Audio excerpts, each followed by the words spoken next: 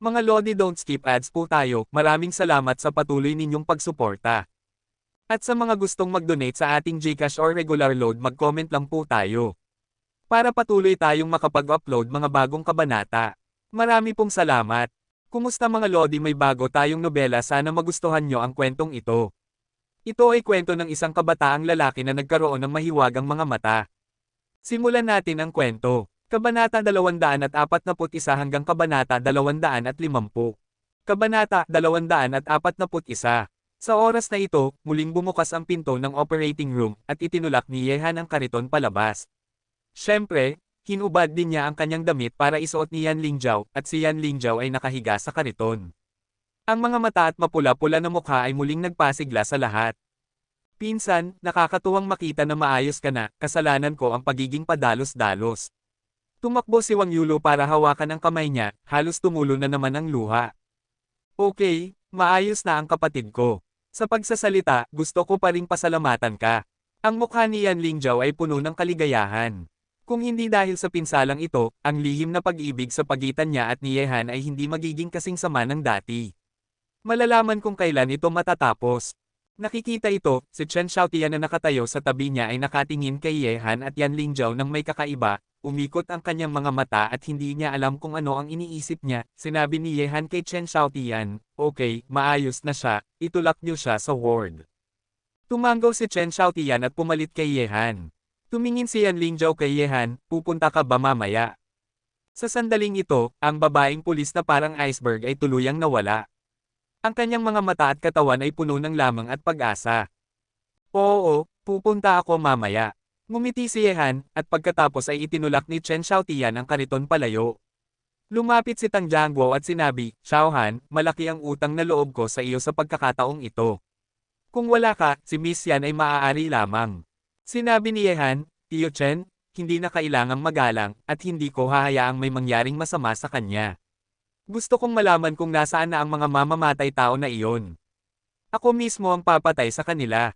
Naramdaman ng nakamamatay na aura kay Yehan, sinabi ni Tang Jiangguo, ang mga mamamatay tao na ito ay hindi ordinaryong tao, sila ay isang grupo lamang ng mga manggugulo na may napakagaling na kasanayan. Bukod sa pagkasugat ni Miss Yan, pinatay din namin ang higit sa 100 pulis, ngunit ang aming mga tao ay nakahanap na ng isang kauna-hinalang lugar, at kasalukuyang pinag-aaralan pa ito. Hindi na kailangang tiyakin. Malamig na sinabi ni Yehan, Tio Tang, kapag kumilos tayo sa gabi, magpadala ng ilang tao para magbantay sa paligid, at ako mismo ang magdadala ng mga tao para makipagkita sa mga mamamatay tao na ito. Okay, ngayong gabi ibibigay ko ng buo ang departamento ng pulisya sa iyong pamumuno, at ikaw ang mag-aayos kung paano ito gagamitin. Si Tang Jiangguo ay isang mapagpasyang tao rin. Ang mga mamamatay tao na ito ay naging masyadong walang batas sa Shanghai City kamakailan, at dapat silang alisin sa lalong madaling panahon. Pagkatapos, pumunta si Yehan sa ward ni Yan Lingjiao, kinausap siya, at pagkatapos ay umalis. Dahil naroon si Wang Yulo at Chen Xiaotian, hindi siya naglakas loob na maging masyadong halata. Sa ibabaw, mayroon siyang kasintahan, tao. Siyempre, ang utang na loob na ito ay nagparamdam din kay Yehan ng kaunting pagkalito, pakawalan ba ito? Matapos maranasan ang pangyayaring ito, natatakot siyang mahihirapan siyang bitawan dahil nagmamalasakit siya sa kanya at ayaw niyang umalis. Sa katunayan, mahirap sabihin ng malinaw ang tungkol sa damdamin. Ang ganitong uri ng pagmamahal ay maaaring itinanim ng maaga, o maaaring hindi sinasadya na nabuo sa pagitan nilang dalawa. Sa isang abandonadong pabrika ng Base Enterprise noon, ngayong gabi, kakaunti ang buwan at mga bituin. Samantala ang kadiliman, ang puwersa ng pulisya ng Shanghai City ay nakapalibot sa lugar sa ilalim ng buong pamumuno ni Yehan.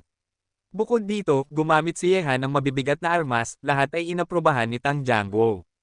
Upang harapin ang mga mamamatay tao na may mahusay na kasanayan, ang mga ordinaryong armas para sa kanila, ang banta ay masyadong maliit, at ang paggamit lamang ng mabibigat na armas ay maaaring magdulot ng isang tiyak na banta sa kanila.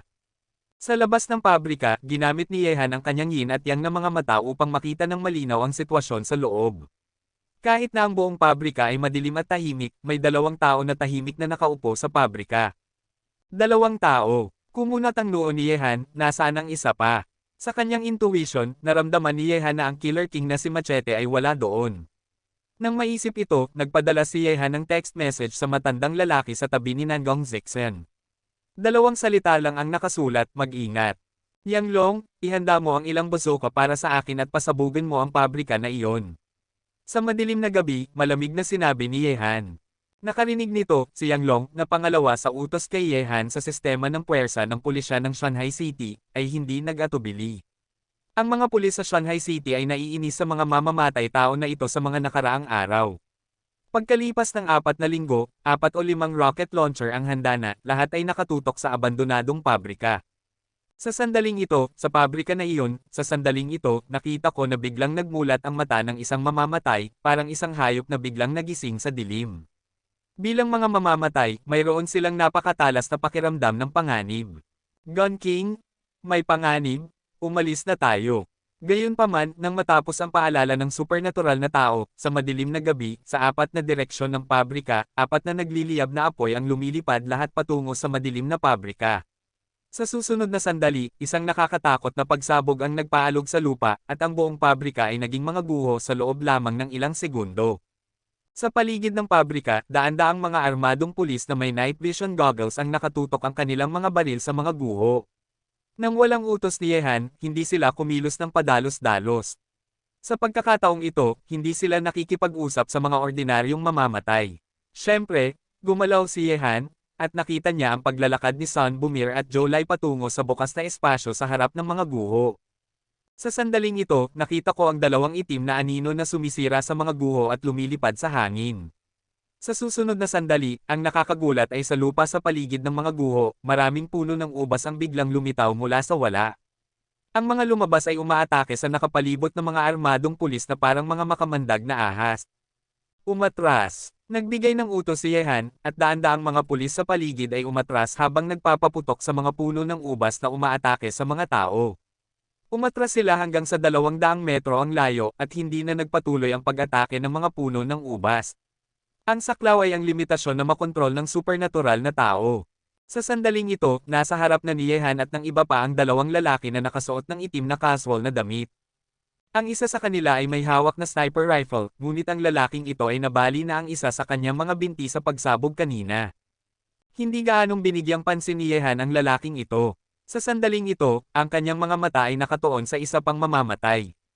Ang lalaking ito ay payat at mga 1.65 metro ang taas, ngunit ang nakaka-curious ay ang kanyang katawan. Mayroong isang kumpol ng magaan na berdeng gas na umuusok at umuugong sa kanyang kamay, at isang kamangha-manghang enerhiya ang pinakawalan mula rito. Yehan. Ang wikang huaksiya ng supernatural na tao ay hindi karaniwang pamantayan, kaya binigkas niya ang Yehan bilang Yehan. Ako nga, tumingin si Yehan sa supernatural na tao at ngumisi. Ang lansi ng paglalaro ng mga trick ay talagang matalino, ngunit ginamit mo ito sa maling lugar. Ito ang huaksiya, at nagalit ka sa estado. Talaga bang iniisip mo na magtatagumpay ang iyong trick? Kabanata 242. Wala itong pakialam, ang layunin natin ay patayin ka. Ang ekspresyon sa mukha ng supernatural na nilalang ay hindi masabi kung ito ay galit o pag-aalala. Patayin ako, talagang iniisip mo bang kaya mo iyon? Tumingin si Yehan sa supernatural na nilalang na parang tanga, at sinabi, nawala na ang sibat, hindi ka ba tumatakbo tulad ng pagong? Ang makapangyarihang sibat ay papatay sa pinakamagagandang babae sa iyong bansa. Nakarinig nito, tumawa si Yehan, at tiyak, tulad ng kanyang hula, ang tatlong mamamatay ng sibat ay kumilos ng magkahiwalay, at ang pangunahing target ng sibat ay si Nangong Zixen, kaya wala siya rito, ngunit ang sibat ay gustong patayin si Nangong Zixen sa ilalim ng proteksyon ng matandang lalaki ay isang panaginip lamang, hindi pa banggitin na si Nangong Zixen ay binabantayan ng isang grupo ng mga lalaking parang tore mula sa Northern Business Alliance. Ang iyong mga sibat ay nakalaan na mabaygo. Ngayon, oras na upang bayaran ang ginawa mo. Gumalaw si Yehan at dahan-daang naglakad pasulong. Ang longkwan ay na-unshield na, malamig na kumikinang sa madilim na gabi, walang kapantay sa talas, nakalock na niya ang supernatural na tao, hindi natural na hahayaan ni Yehan ang pagkakataong ito upang matuto mula sa isang master sa kauna-unahang pagkakataon. Ngumisi si Jolai at sinabi, matandang son, ang ibang bastardo na pile ay hindi nangangailangan ng iyong mga kamay, hayaan mo akong gawin iyon. Tumango si Sun Bumiyay, para sa isang kalaban sa antas na ito, wala siyang pagnanais na makipaglaban. Gun King, mag-ingat ka. Sinulyapan ng supernatural na nilalang ang Gun King. Naglakad na siya patungo kay Yehan, ang magaan na berdeng gas sa kanyang kamay ay malakas na umuusok. Sa susunod na sandali, ang katawan ng supernatural na nilalang ay ganap na natakpan ng magaan na berdeng gas na ito, at sa ilalim ng kanyang mga paa, ang mga puno ng ubas na lumitaw kanina ay lumalaki ng ligaw, tumataas sa hangin na parang makapal na mga braso, kumakalat sa kawalan sa paligid ng supernatural na tao. Sa sandaling ito, ang supernatural na tao ay parang isang malaking puno ang kaluluwa, ang sentro, hanggat mayroon siyang iniisip. Ang mga puno ng ubas na ito na lumilipad sa buong kalangitan ay mabangis na aatake kay Yehan. Chi chi chi. May mga kakaibang tunog, ang supernatural na nilalang ay nagpaputok kay Yehan, at ang mga puno ng ubas sa buong kawalan sa likod niya ay nagpaputok kay Yehan na parang makapal na matutulis na espada, at mayroong pagsabog ng kapangyarihan sa hangin. May mga pagsabog ng malakas na tunog ng pag-crack.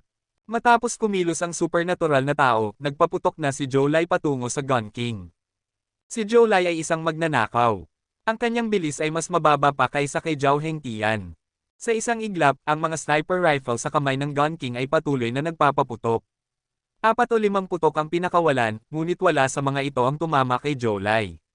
Nakita ang eksena na ito. Ang Gun King ay simpleng binasag ang sniper rifle sa kanyang kamay patungo kay Jolai ng malupit, at pagkatapos ay hinugot ang matalim na talam na nakasaksak sa kanyang hita, na may isang uri ng mabangis na pag-atake kay Jolai na may katulad na poster. Ang Gun King ay hindi lamang mahusay sa mga baril, ngunit ang kanyang sariling lakas ay hindi pangkaraniwan, kung hindi ay hindi siya magiging isa sa nangungunang 3 mamamatay na may sibat. Bigla, nang ang mga puno ng ubas sa buong kalangitan ay umaatake, kumilos si Yehan, at ang kanyang mga kasanayan sa paggalaw ay pinakawalan. Ang kanyang katawan ay parang isang mailap na Diyos ng demonyo, naglalakad sa mga puno ng ubas, ang enerhiya ng espada ay lumilipad sa buong kalangitan, at sa talas ng Longquan Sword, ang mga nakakatakot na makapal na puno ng ubas ay hindi mapigilan ang kanyang pag-atake, pinutol ang isa-isa, at nahulog sa lupa sa loob lamang ng isang sandali. Isang malaking halaga ng nabawasang kahoy ang naipon. 200 metro ang layo, si Yang Long at daan-daang mga armadong pulis na may night vision goggles ay nanunood sa eksena na ito nang hindi makapaniwala. Ang mga supernatural na nilalang ay makakapagkontrol sa mga puno ng ubas na ito upang atakihin ang mga tao. Ito ay itinuturing na isang hindi pangkaraniwang pag-iral tulad ng isang mahiwagang pelikula. Gayunpaman, si Yehan na may hawak na espada ay mas makapangyarihan. Ang kanyang hindi matatag na figure ay parang isang Diyos ng demonyo, at ang enerhiya ng espada na sumisigaw sa buong katawan niya ay nagbigay sa kanya ng visual impact ng isang engkanto sa espada. Mukhang hindi ka gaanong nagagawa, supernatural na nilalang. Mayroon ka bang mas makapangyarihang trick? Sa gitna ng labanan, malamig na ngumiti si Yehan. Upang maging tumpak, sa pagtingin sa Longquan Sword sa kamay ni Yehan, ang kanyang kakayahan ay maaaring sanayin sa antas na ito, na talagang napakahusay. Maraming mandirigma ang namatay sa ilalim ng kanyang pag-atake, ngunit ang espada ni Yehan ay masyadong matalim, gamit ang mahiwagang sandatang ito, maaari mong ganap na baliwalain ang kanyang mga pag-atake. Nang maisip ito, isang nakakatakot na layunin ng pagpatay ang sumilay sa mukha ng supernatural na nilalang. Bilang isang mamamatay, hindi niya pinahihintulutan ang kanyang sarili na mabaygo. Ito ang panuntunan ng bawat sikat na mamamatay. Kapag nabigo siya, magiging mas hindi komportable kaysa sa pagpatay sa kanila. Boom! Bigla, isang malaking itim na anino ang sumabog mula sa lupa, na may nakakagulat na lakas, parang isang haligi ng suporta, sumabog patungo sa katawan ni Yehan na may pinakamabilis at pinakamalakas na posture. Kung ang katawan ni Yehan ay tatamaan ng ito tatamaan ng malaking ritan ay tiyak na magdudulot ng malubhang pinsala. Gupitin! Ang katawan ni Yehan ay nahulog mula sa kalangitan, at ang Longquan ay naging isang pilak na ilaw, at tuwirang naghiwa mula sa malaking puno ng ubas, tulad ng paghihiwalay ng kahoy, hinahati ito sa gitna ng madali. Nang sirain niya ito gamit ang isang galaw, sa buong kalangitan sa paligid niya, mayroong hindi mabilang na mga puno ng ubas na sumabog mula sa lupa. Kakatapos lang lumapag ni Yehan nang maipit ang kanyang mga binti ng mga puno ng ubas na ito. Ang mga maliliit na puno ng ubas na ito ay napakamalakas, sa sandaling maipit nila ang mga binti ni Yehan, parang isang hilingan ng karne na sinusubukang patayin si Yehan, at ang mga puno ng ubas na ito ay nag-drill din sa kanyang katawan isa-isa, tulad ng katawan ni Yehan ito ay isang piraso ng matabang lupa kung saan nais nilang mag-ugat at tumubo. Ngumisi ang supernatural na tao, ang paglipat na ito ay ang kanyang huling paglipat, at karamihan sa mga taong pinatay niya ay namatay sa ilalim ng paglipat na ito. Naramdaman ng eksena na ito, humihikab si Yehan, ang aura sa kanyang katawan ay malakas na nag-alab, nanginginig ang kanyang katawan, at ang mga puno ng ubas na nakabalot sa kanyang mga binti ay umatras na parang nakakita ng multo. Imposible! Nagulat ang supernatural na nilalang, paano madaling masisira ni Yehan ang kanyang trick. Sa sandaling ito, sa ilalim ng malakas na pag-atake ni Joulai, isang master sa larangan ng mga supervisor, ang Spear King ay patay na. Nakatayo kasama si Sun Bumihi, sasabihin niya, nakakalungkot na nakilala ko si Yehan, ang lakas ng paglilinang ng lalaking ito ay hindi kapanipaniwala, at sa tulong ng isang mahiwagang sandata tulad ng Longquan, siya ay nakalaan na manatili rito kasama ang kanyang buhay. Walang pakialam na sinabi ni Sun Bumi, ang mga mamamatay na ito ay naglakas loob na lumakad sa lupain ng China, at sila ay nakalaan na mamatay. Sa sandaling ito, lahat ng mata ay nakatuon kay Yehan at sa superhuman. Hanggat papatayin ni Yehan ang superhuman, ang aksyon ngayong gabi ay ituturing na isang matagumpay na conclusion. Kung iyon lang ang kaya mo, oras na para mamatay ka. Tumingin si Yehan sa supernatural na nilalang na may nakamamatay na intensyon sa kanyang mga mata. Ang ginawa ng mga mamamatay na ito sa Shanghai City sa mga nakaraang araw ay labis-labis. Hindi ko alam kung gaano karaming ordinaryong tao ang namatay sa ilalim ng kanilang pagsabog, ang kanilang mga asawa ay naghiwalay, ang kanilang mga pamilya ay nawasak, at mas mahalaga, halos patayin ng mga taong ito si Yan Lingjiao. Sa susunod na sandali, gumalaw si Yehan na parang isang bituin na bumaril at nagpaputok patungo sa katawan ng supernatural na nilalang. Ang bilis ng bilis na ito ay nagparamdam sa supernatural na tao ng takot kaya nagmamadali siyang bumuo ng depensa sa harap niya. Ang isang panig ng kahoy na pagtakas ay kasing kapal ng isang bundok at hindi masisira. Gayunpaman, sa harap ng Longquan Sword, walang tunay na hindi masisira. Kabanata 243. Sa isang malakas na pagsabog, ang mga depensa sa kahoy ng supernatural na nilalang ay napunit at ang mga putok ay lumipad sa buong kalangitan. Sa gitna ng mga lumilipad na piraso ng kahoy, dumaan si Yehan, at ang espada sa kanyang kamay ay nakatutok ng diretso sa supernatural na nilalang. Sa lugar ng villa ng Haisha, 3 figure ang lumitaw sa harap ng gate ng villa ni Yehan na parang mga multo. Nakatingin sa maliwanag na villa, ngumiti ng may dugo si Rentu Zuen at sinabi, narinig kong ang babae ni Yehan ay ang mga ito ay magaganda, Master Zhu, susubukan ko ngayon, at maglalagay ng berdeng sombrero sa hayop na iyon. Zuen? Mahalaga ang negosyo, itali muna natin ang babae sa villa na ito, at pagkatapos ay hindi tayo matatakot na hindi niya ibibigay ang batang Panginoon. Sinabi ng ika-6 na general na may malamig na liwanag sa kanyang mga mata, kumaway si Zhu Wen, at agad, silang tatlo ay magkakasama naglakad patungo sa villa. Sa isa pang larangan ng digmaan, sa ilalim ng makapangyarihang pagpatay ni Yehan, ang supernatural na nilalang sa sandaling ito ay tila napunta sa isang patay na dulo, at wala siyang magagawa. Ang lahat ng kanyang mga pamamaraan ay hindi gaanong nakamamatay sa harap ni Yehan, kaya, ang kanyang huling kinalabasan ay nakalaan na maging trahedya. Isang sinag ng ilaw ng espada ay tila nagmula sa labas ng kalangitan, kasing bilis ng kidlat at kulog, at ito ay walang katapusang pinalaki sa mga mata ng supernatural na nilalang. Sa ganitong uri ng bilis ng espada, hindi niya ito maiiwasan, at hindi niya mabubuo ang pinakamabisang depensa sa pinakamaikling panahon.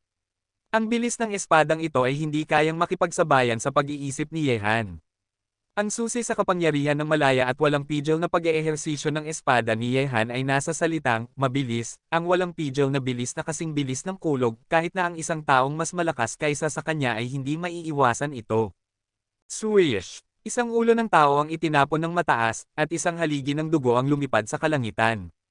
Ang supernatural na nilalang ay namatay na may malakas na pagnanais, at ang kanyang mga mata ay napakalaki na hindi siya mapakali. Nakita ito, daan-daang mga armadong pulis na may night vision goggles ang lumapit upang linisin ang larangan ng digmaan. Ibinalik ni Yehan ang kanyang espada sa talukbong nito. Tumingin siya sa isang direksyon sa gabi at pinatay ang dalawang mamamatay na may sibat.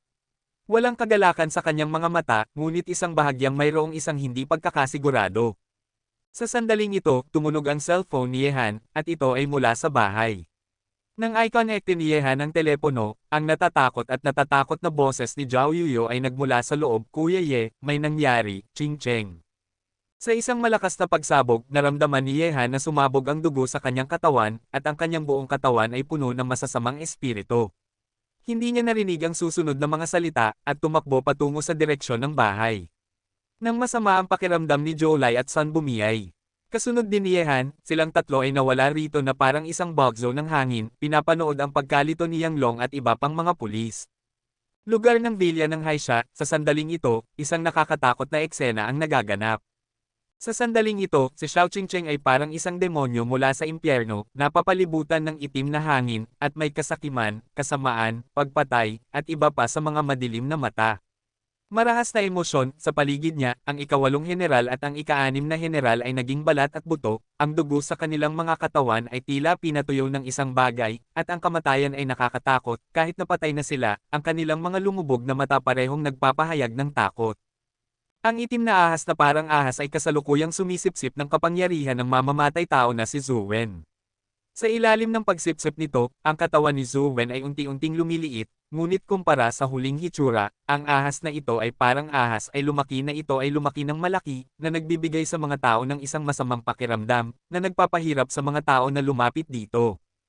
At si Little Qingcheng ay parang host nito sa sandaling ito, kinokontrol ito upang sumipsip ng kapangyarihan, ang mga walang Diyos at masasamang mata ay nagpapakinis sa mga tao, sa tabi niya, si Zhao Yuyo ay maaari lamang tumingin sa nasugatan na si Ye Qing na may takot ang isang eksena ay nangyari sa harap ng kanilang mga mata. Karaniwan, ang masunurin at cute na si Little Qingcheng ay nakakatakot sa kanilang mga mata sa sandaling ito. Anong uri ng demonyo ang nakatira sa katawan ng batang babaeng ito? Bumalik si Yehan, at natural na sumama sa kanya sina Zhou Lai at Sun Bumiay. Nakita ang sitwasyon sa bahay, huminga ng maluwag si Yehan, at sa parehong oras, nagyelo ang kanyang mga mata. May isa pang pagbabago sa katawan ni Xiao Qingcheng, at mas nakakagambala ito sa pagkakataong ito. Batay sa masasamang hininga, sa pagkakataong ito, kung gusto niyang pigilan ito, magiging mahirap. Xiao Han, magmadali ka at iligtas si Qingcheng, ang batang babaeng ito. Tumingin si Ye Qing kay Xiao Qingcheng na may malalim na pag-aalala sa kanyang mukha, talagang natatakot siya na ang batang babaeng ito ay magiging isang mamamatay na babaeng demonyo, tuluyang iwanan sila. Huwag kang mag-alala, ate, narito ako. Pinaalalahanan ni Yehan si Ye Qing, at pagkatapos ay naglakad patungo kay Xiao Qingcheng, sina Zhou Lai at Sun Bumiay ay lumapit din, ang kanilang mga mukha ay seryoso, tulad ng ngayon, bagaman nakita nila siya noong nakaraang pagkakataon gayunpaman, mas mahirap ang pakiramdam nila sa pagkakataong ito. Nagiging mas mausisa sila tungkol sa batang babae sa tabi ni Yehan. Anong uri ng background ang mayroon siya? Gamit ang karanasan mula noong nakaraang pagkakataon, hindi nag-ulo si Yehan sa pagkakataong ito. Ang kasalukuyang sitwasyon ni Xiao Qingcheng ay mas seryoso kaysa noong nakaraang pagkakataon. Upang gisingin siya, hindi sapat na pigilan lamang ang masasamang kapangyarihan sa kanyang katawan. Tulungan mo ako. May hawak na gintong karayom si Yehan at mabilis na ipinasok ito sa ulo ni Xiao Qingcheng. Sa susunod na sandali, isang nakakatakot na puwersa ang pinakawalan mula sa katawan ni Xiao Qingcheng, at ang kanyang mga mata ay naging mas masama, na nagparamdam sa mga tao ng pagduduwal. Hindi nang ahas na tumingin ng diretso, may isang wow, si Yehan ay nagdere ng isang bibig ng dugo kaagad pagkatapos masiksak ng masasamang puwersang ito, at umatras ng 2 hakbang. Nakita ito, sina Sun Bumi at Zhou Lai ay nagpaputok ng sabay, at sinimulang pigilan ang kapangyarihan na pinakawalan mula sa katawan ni Xiao Qingcheng. Sa tulong ng dalawa, nagkaroon ng pagkakataon si Yehan na magpatuloy sa pagtusok. 18 gintong karayom ang ipinasok, ito ay isang paraan ng paggising, ang kasalukuyang sitwasyon ni Xiao Qingcheng ay malinaw na kinokontrol ng puwersang iyon. Sa pamamagitan lamang ng paggamit ng pamamaraang pagtusok na ito na sinamahan ng pagpigil sa espiritual na enerhiya ay malalampasan ang antas na ito. Matapos gawin ang lahat ng ito, sinimulan ni Yehan na ilipat ang espiritual na enerhiya sa kanyang katawan upang pigilan ang masasamang puwersa sa katawan ni Xiao Qingcheng. Gayunpaman, matapos lunokon ang kapangyarihan ng ilang mga master, ang kapangyarihang ito ay naging mas malakas at masama, na nakaapekto kahit kay Yehan. Ang kapangyarihang iyon ay napakasama at malamig na naramdaman ni Yehan na ang isang pares ng malamig na mata ay nakatingin sa kanya. Nagparamdam ito sa kanya ng lamig sa buong katawan. Ang umuungal na tunog ay tahimik na pinakawalan sa katawan ni Xiao Qingcheng. Ang itim na kapangyarihan ay nakikipaglaban sa aura ni Yehan. Ito ay isang itim na dragon. Bagaman ito ay nasa anyo lamang ng ambon, mas totoo ito kaysa noong nakaraang pagkakataon, na nagpapahintulot kay Yehan na makita ng malinaw, nag-alog ito sa kanyang puso. Kung patuloy itong lalago, nararamdaman ni Yehan na hindi na niya ito mapipigilan. Kun, Lun, bigla, Isang malaanghel na boses ang nagmula sa wala, at patuloy itong tumunog sa isip ni Yehan, na parang gusto nitong maiprint sa isip ni Yehan, ngunit ang boses na ito ay tumagal lamang ng ilang segundo, nang bumalik ang lahat sa katahimikan, hindi inaasahan na natuklasan ni Yehan na ang itim na dragon ay tila nakatulog ng mahimbing, at ang napakalaking masasamang aura ay nawala ng walang bakas sa pagitan ng langit at lupa. Medyo nagulat si Yehan na ang masasamang itim na dragon na ito ay automatikong nakatulog ng mahimbing sa pagkakataong ito. May narinig ka ba kanina? Tumingin si Yehan kina Sun Bumi at Jolai. Ang boses kanina ay hindi malinaw, at hindi niya alam kung saan ito nagmula. Umiling sina Sun Bumi at Jolai. Pigilan ang masasamang puwersang iyon at hindi makahanap ng ibang kaso. Niyakap ni Yehan si Xiao Qingcheng sa kanyang mga bisig at nahulog sa malalim na pag-iisip. Hiniling sa kanya ng matandang monghe sa recline ng Buddha Temple na dalhin si Xiao Qingcheng dahil ang kanilang mga kapangyarihan ay ipinanganak upang pigilan ang isa't isa. Ngunit ang dahilan sa likod nito ay paano nagmula ang masasamang kapangyarihan sa Xiao Qingcheng. Hindi ito binanggit ng matandang monghe. Ang lugar na ito ay puno ng masasamang espiritu at ang araw ay natatakpan ng mga itim na ulap. Lumalabas na isang itim na dragon ang ipinanganak. Sa oras na ito, sa labas ng bakuran ni Yehan, isang itim na anino ang mabilis na lumipad, at lumitaw sa harap ni Yehan sa loob ng ilang sandali. Ang taong ito ay isang magulo na matandang lalaki, nakasuot ng basahan. Sa sandaling ito ay nakatingin kay Xiao Qingcheng sa mga bisig ni Yehan na may maliwanag na mga mata, na parang nakakita siya ng isang uri ng walang kapantay na kayamanan. Ang paglitaw ng magulo na matandang lalaking ito ay nagulat kina Yehan, Sun Bumir, at Jolai. Ang bilis ng taong ito ay wala silang oras upang yumapekto. Kabanata 244. Hindi ko alam kung sino ang nakatatanda. Ano ang nangyayari dito? Niyakap ni Yehan si Xiao Qingcheng sa gilid ng walang bakas, iniiwasan ang maruruming kamay ng magulo na matandang lalaki. Nakita ito, medyo hindi masaya ang magulo na matandang lalaki, at sinabi, "Bata, bakit ka ganyan kakuripot? Ipakita mo sa akin ang batang babaeng ito, marahil ay dadalhin ko siya bilang aking mag-aaral kapag masaya ako." "Excuse me, nakatatanda, mangyaring umalis ka kung wala kang gagawin." Ayaw makipag-usap ni Yehan sa matandang lalaking ito na hindi alam ang kanyang lakas, kaya pumasok siya sa villa kasama sina Ye Qing at iba pa habang karga si Xiao Qingcheng sa kanyang mga bisig. "Hoy, bata, huwag kang ganyan kakuripot. Pag-usapan natin ulit ito. Sa ganitong paraan, magdurusa ako ng kaunti, at matatanggap ko ito sa iyo. Bata, maaari kang makinabang dito. Ang mga gustong sumamba sa akin bilang isang guro, mula dito maaari kang makarating sa Wampu River." Pumasok sa villa sina Yehan at iba pa, at ang magulo na matandang lalaking ito ay naglakas loob ding pumasok, nagkukwentuhan ng walang tigil. Hindi lang iyon, umupo rin ang matandang lalaki sa sofa, kumuha ng isang piraso ng prutas at ipinapadala ito sa kanyang bibig, na para bang ito ang kanyang sariling tahanan. Nagkatinginan sina Jolai at Sun Bumiyay. Iniabot ni Yehan si Xiao Qingcheng kay Zhao Yuyo, at pagkatapos ay tiningnan ang sugat ni Ye Qing. Hindi ito seryoso, at magiging maayos siya pagkatapos ng isang gabi ng pagpapagaling. Si Ye Qing ay napakatalino sa martial arts. Kahit na hindi siya nakaranas ng anumang panganib, maaaring hindi siya makakapag. Gaano katagal bago masira ang pakiramdam ng enerhiya at maging isang master ng paglilinang ng kaharian? Matapos suriin ang mga sugat ni Ye Qing, hiniling sa kanila ni Yehan na dalhin si Xiao Qingcheng sa itaas. Umupo sa tapat ng magulo na matandang lalaki, at sinabi, "Nakatatanda, ito ang aking tahanan, pumasok ka ng walang pahintulot. Halika, medyo bastos." Nang marinig ito ng magulo na matandang lalaki, sumulyap siya kay Yehan at sinabi, "Sabi ko masyadong kuripot ka, hindi ka ba nakakain ng mansanas? Bibilhan kita ng 1 kilo at ibabalik ko sa iyo balang araw. Nakatatanda, magtuloy tayo sa negosyo. Kung gusto mong gawing mag-aaral ang batang babaeng iyon, huwag kang mag-alala.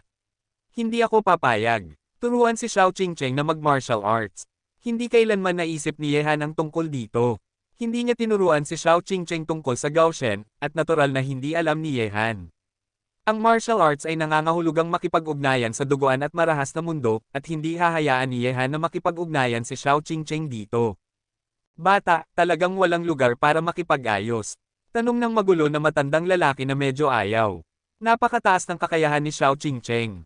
Hindi pa siya nakakakita ng marami sa kanyang buhay, hindi pa banggitin na ang batang babaeng iyon ay nagtatago ng isang itim na dragon. Kung malalaman ng mga tao, tiyak na nakakagulat. Hindi ito mapag-uusapan. Umiling si Yehan at tumanggi. Nagalit ang magulo na matandang lalaki at sinabi, ikaw na bata, ginagawa ko ito para sa iyong kabutihan. Alam mo ba kung ano ang nasa kanyang katawan? Kung malalaman ng mga tagalabas ang tungkol dito, magdudulot ito ng malaking kaguluhan.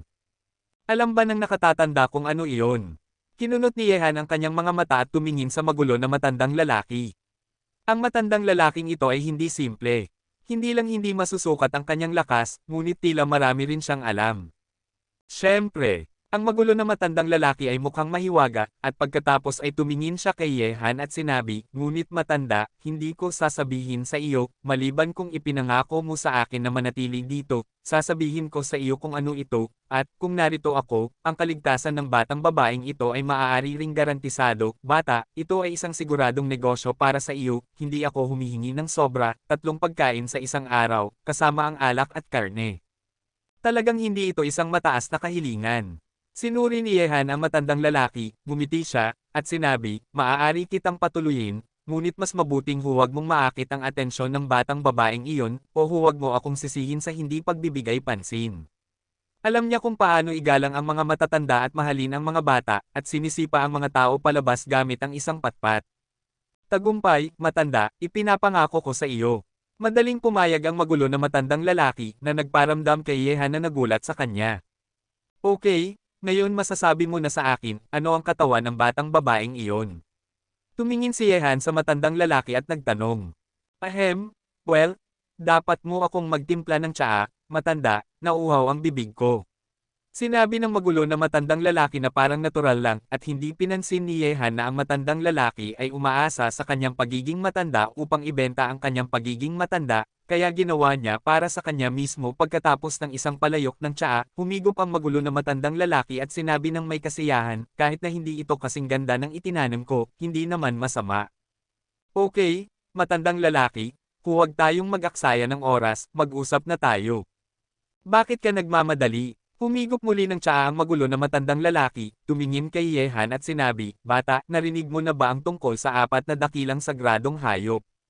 Maaaring ito ba ay itim na dragon, puti na tigre, Suzaku, Xuanwu? Malinaw na mas marami pang alam si Sun Bumiyay, sinabi niya na may gulat na mukha.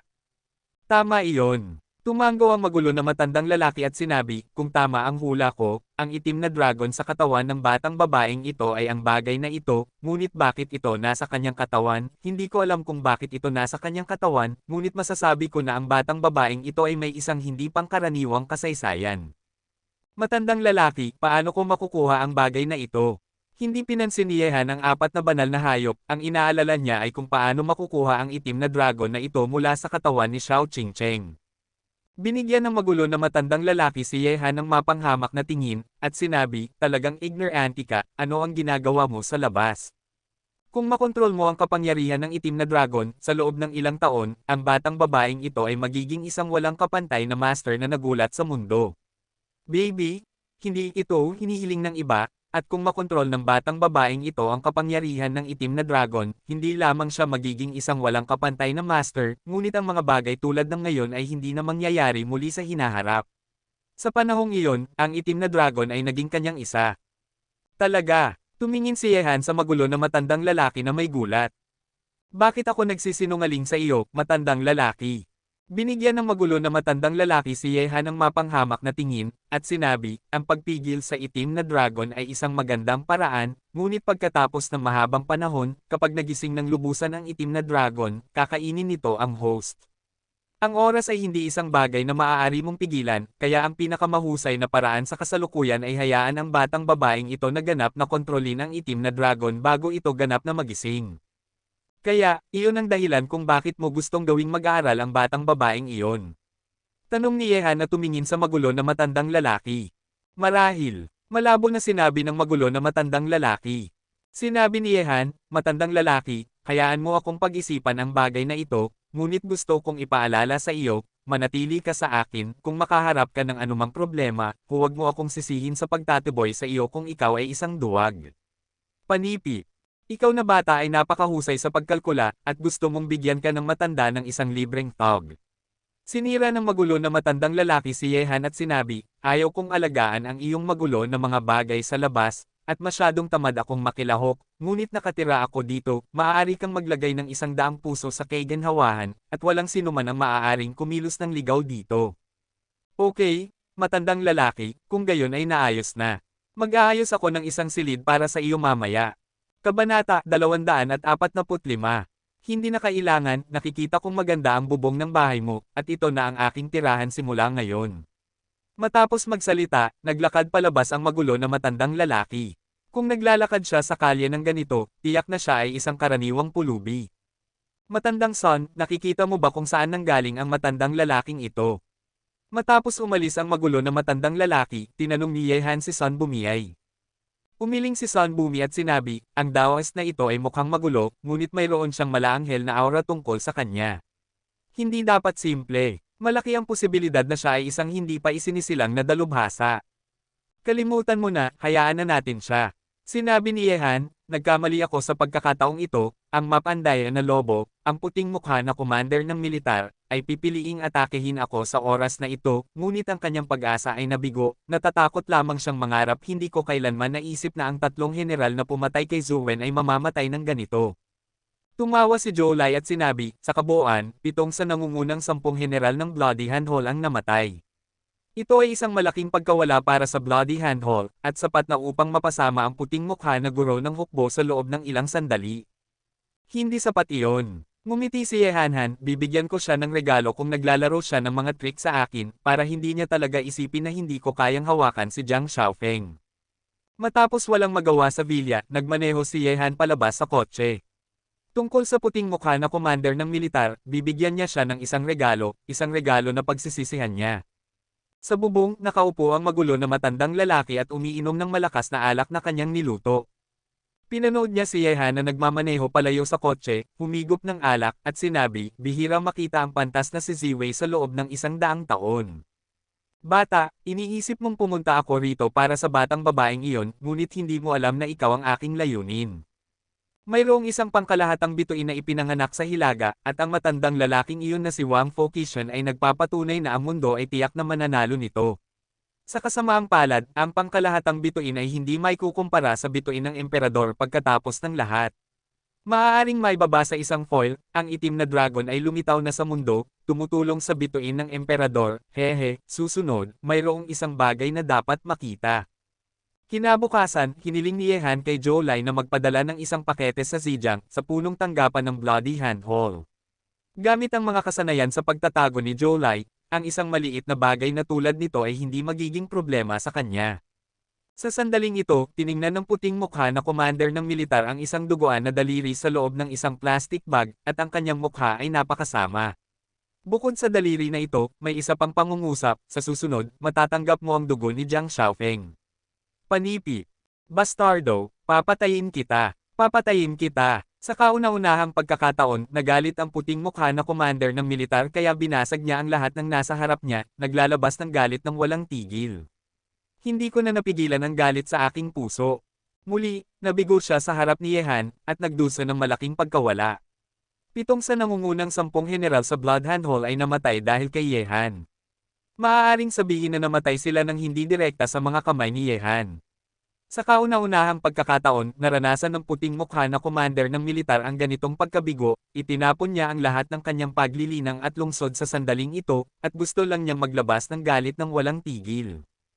Nakatingin sa puting mukha na commander ng militar na naglalabas ng galit ng walang tigil, napilitang kagatin ni Yingshan ang kanyang ngipin at sinabi, Commander ng militar, hindi mo ito magagawa, ang bagay na ito ay lampas sa ating kontrol, dapat nating iulat ito sa pinuno ng bulwagan, kung hindi man ay malalaman ng pinuno ng bulwagan ang tungkol dito kapag umalis siya sa Pasadyang.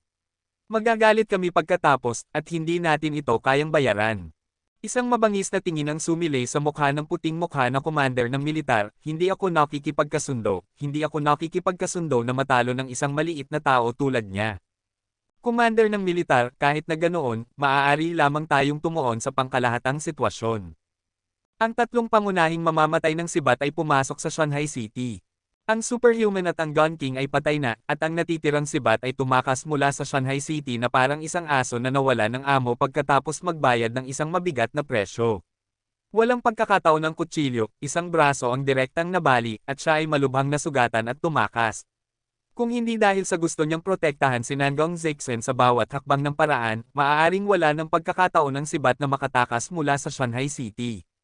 Natapos ang kaguluhan, at bumalik sa katahimikan ang buhay ni Yehan. Sa ngayon, bukod sa pag-aaral ng Danfang at Digo Medical Classics, pumupunta siya sa ospital upang makita si Yan Lingjiao. Matapos ang ilang araw na paglilinang, gumaling na si Yan Lingjiao. Halos tapos na, at maaari siyang makalabas sa ospital anumang oras. Siyempre, bukod doon, binabantayan din ni Yehan ang mga resulta ng pagsasanay ng mga sundalo sa Shanghai City. Sa ilalim ng patnubay ni Sun Bumi at Zhou Lai, ang mga taong ito ay lumaki ng maayos, mabilis na umunlad. Si Yin Yaifei ay nagsisikap ding itaguyod ang Tianlong Bodyguard Group sa panahong ito, hanggat ang pangkat ng mga taong ito ay sinanay, maaari silang tumanggap ng gawain. Daang taong gulang na Ganoderma lucidum, gintong ahas na apdo, honeysuckle doe, 5 panlasa na damo, Polygonum multiflorem. Sa Yis Medical Center, tiningnan ni Yehan ang pagpapakilala ng isang race eta na tinatawag na Zhengyuan pill, at isinulat ang mga gamot dito isa-isa. Ang Zhengyuan pill na ito ay may mahiwagang epekto, at ang pag-inom ng isang tableta maaari itong makatulong sa mga practitioner na dagdagan ang kanilang kasanayan sa loob ng isang taon. Ang pag-inom ng 2 tabletas ay maaaring magdagdag ng kapangyarihan sa loob ng 2 taon, at ang pag-inom ng 3 tabletas ay maaaring magdagdag ng kapangyarihan sa loob ng 3 taon. Gayunpaman, kung patuloy mong inumin ang ika-4 na tableta, walang magiging epekto. Sa panahong ito, halos naunawaan na ni Yehan kung paano gumawa ng alchemy. Una, kailangan niya ng isang alchemy cauldron, at pagkatapos ay ang mga materyales sa pagpino. Neutralized, tumatanggap, at sa wakas ay nagsasama sa isa, dancheng. Siyempre, ang prosesong ito ay tila simple, ngunit sa katunayan ay hindi madali. Ang mga katangian ng mga materyales ay magkakaiba. Kung hindi ka mag-iingat, sasabog ang alchemy, at ang mga materyales ay masasayang. Ang alchemy ay isang kaalaman na nakakapagod sa utak at tumatagal ng oras. Kailangan mo ng oras, bigyang pansin ang sitwasyon ng mga gamot sa loob ng danding, at huwag magambala. Sa pamamagitan ng Dan recipe, naunawaan na ito ni Yehan sa teorya, ang kulang niya ngayon ay praktikal na operasyon. Hinihiling ni Yehan kay Lin Bomo na kolektahin ang mga kinakailangang gamot para sa kanya. Tungkol sa dingding, hahanapin ito ni Yehan sa kanyang sarili. Maraming mga antik sa kalye ng mga antik sa Shanghai City. Kung mayroon kang magandang paningin, mahahanap mo ito. Hanzi, bakit ka pupunta sa Antique Street? Ayaw mo bang maghanap ng kayamanan? Tinanong niyang Master Tang si Yehan na nakaupo sa likurang upuan habang nagmamaneho ng kotse. Ngumiti si Yehan, pumunta sa Antique Street syempre, ang kalye ay naghahanap ng mga kayamanan. Kapatid na Lin, alam mo ba kung saan may danding na ibinebenta sa kalye na ito? Danding. Binigyan ni Lin Bomo si Yehan ng kakaibang tingin at nagtanong, Hanzi, bakit mo gusto ito? Ang mga bagay na ito ay ginagamit lamang ng mga nasa labas ng bansa. Posible bang gusto mo pa ring matuto? Alchemy. Tama ka talaga. May ngiti na kinuha ni Yehan ang isang piraso ng papel mula sa kanyang bulsa, ibinigay ito kay Lin Bomo at sinabi, kapatid na Lin, mangyaring tulungan mo akong alamin kung ang mga gamot dito ay maaaring makuha. Kung posible, hanggat maaari, ang pera ay hindi isang issue.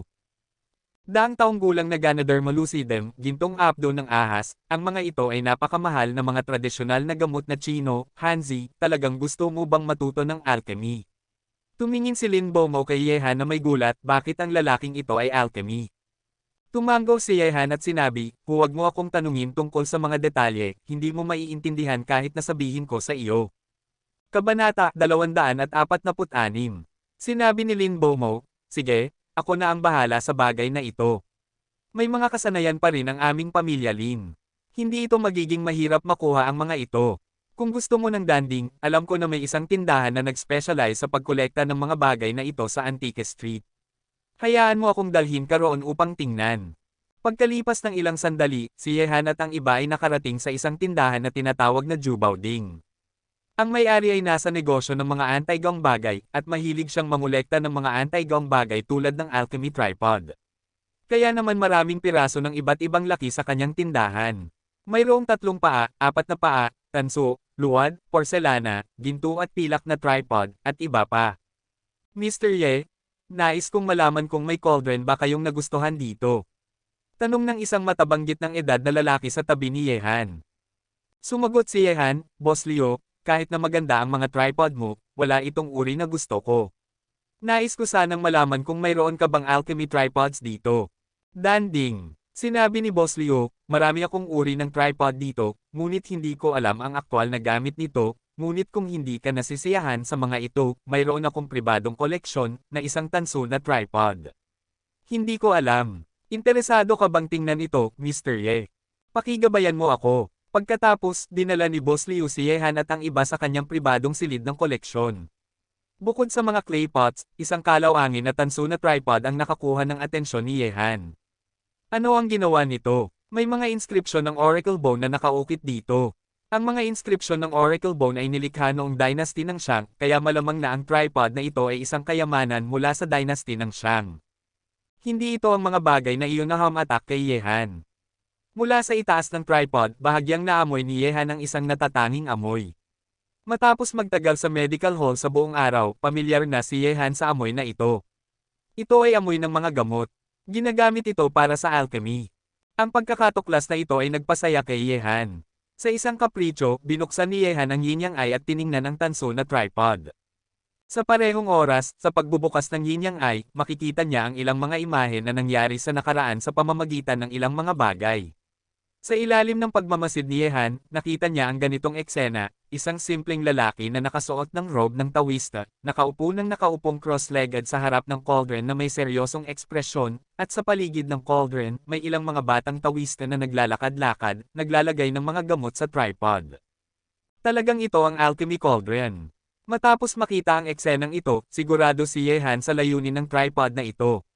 Kahit na hindi niya alam kung sino ang lalaking gumagamit ng cauldron na ito, tiyak na siya ay isang master ng alchemy. Boss Leo, magkano ang iyong tripod? Gusto ko ito. Tumingin si Yehan kay Boss Leo at sinabi, Mr. Ye, kung gusto mo ito, bibigyan kita ng tripod na ito. Walang bayad na kailangan. Napakalakas ni Yehan sa Shanghai City ngayon, at napakatama para kay Boss Leo na makipagkaibigan sa kanya. Hindi ganyan, Boss Leo. Dapat kang magbigay ng presyo, hindi ako sanay na umasa sa iba. Umiling si Yehan. Sige, sabihin nating 1,000,000. Binili ko ang tanso na tripod sa halagang iyon. Sinabi ni Boss Leo ang presyo matapos ang isang sandaling pag-iisip. Sumagot si Yehan, sige, Boss Leo, maaari mong ipadala ang tripod na ito sa Yis Medical Center mamaya. Matapos malutas ang problema ng alchemy tripod, ang susunod na hakbang ay ang paghihintay para sa mga materyales. Sa sandaling dumating ang mga materyales na kailangan ni Yehan, maaari na niyang subukan ang paggawa ng alchemy sa kanyang sarili. Para dito, inaasahan pa rin ni Yehan ito. Kung magtagumpay ang alchemy, maaari rin niyang subukan ang pag-refine ng iba pang elixir na nabanggit sa itaas. Sa mga elixir na ito, mabilis na lalaki ang grupo ng mga tao sa ilalim niya. Bagamat ang mga materyales na kailangan ni Yehan para sa alchemy ay lahat ng napakamahal na tradisyonal na gamot na Chino, bilang nangungunang pamilya sa Shanghai City, kayang hanapin ng pamilya Lin ang mga ito. Bukod dito, ang dating katayuan ng pamilya Lin bilang mga magnanakaw ng libingan ay nagbigay daan sa kanila na magkaroon ng malawak na koneksyon.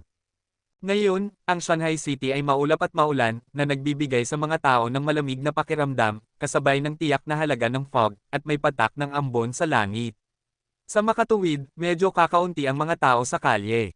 Ang panahon ay tila magiging mabigat ang ulan, walang gustong manatili sa kalye at nagmamadaling dumaan. Sa kalye, may isang lalaki at isang babae na naglalakad.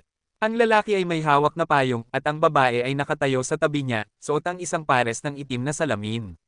Gayunpaman, nang lumabas ngayon, si Nangang Zeksen ay nakasuot ng medyo low-key na damit, simpleng puting slacks at snow white na shirt na mukhang malinis at maayos, ngunit siya ay isang maganda at kaakit-akit na babae, hindi may itatago ang kanyang nakakaakit na aura kahit gaano siya ka-low-key.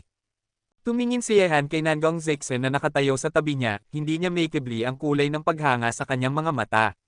Ang Diyosa ng Asya, karapat-dapat sa pangalan, marami ng magaganda si Yehan na nakita, ngunit wala pang kababaihang maihahambing kay Nangang Zeksen sa hitsura at aura.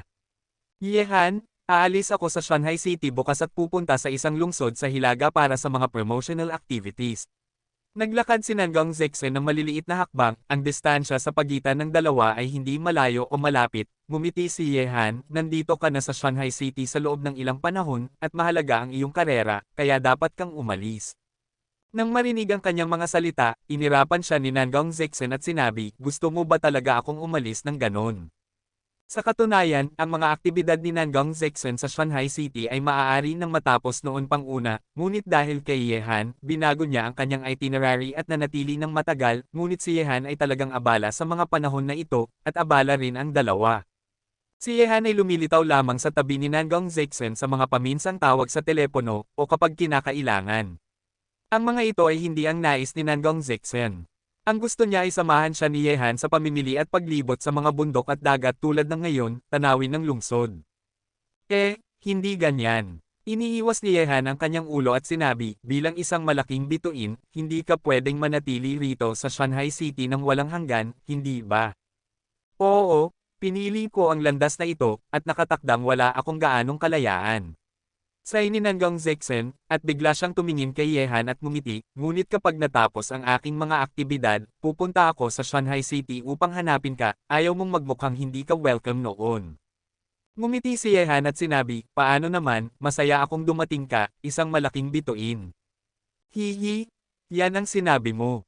Sweet na ngumiti si Nangang Zeksen, tumakbo sa unahan at tumingin kay Yehan na parang isang batang babae, at si Yehan ay natigilan sandali sa kanyang nakakabighaning ngiti.